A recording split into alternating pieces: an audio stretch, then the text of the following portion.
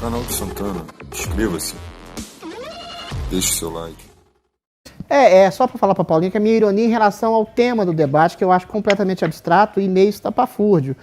O que a gente... O Joel falou de milícias que devem ser apontadas como propagadoras de fake news, né? Por exemplo, a gente tem uma manchete num grande jornal de grande veiculação que diz o seguinte, em relação à fala do Bolsonaro naquele vídeo apreendido, né? Bolsonaro diz que é muito fácil impor uma ditadura no Brasil. Isso é uma fake news. Ele estava falando essa frase no contexto de de um combate à ditadura e de governadores e prefeitos que estavam oprimindo cidadãos em nome do isolamento social. Ou seja, isso é uma fake news. A gente pode considerar que um grande órgão de imprensa é uma milícia armada para estabelecer verdades impuras, falsas verdades, mentiras absolutas, com o objetivo de demonizar ou deturpar a fala de alguém. Não, só para estabelecer como o tema é vago.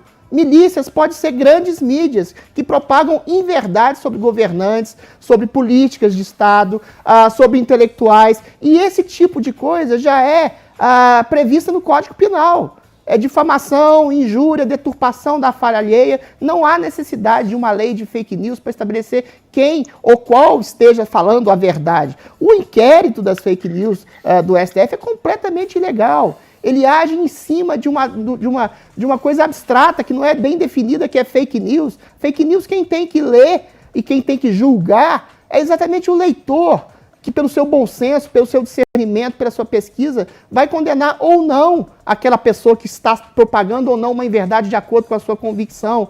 Agora, o Paulo toca num tema que é importante, que são os fact-checkers.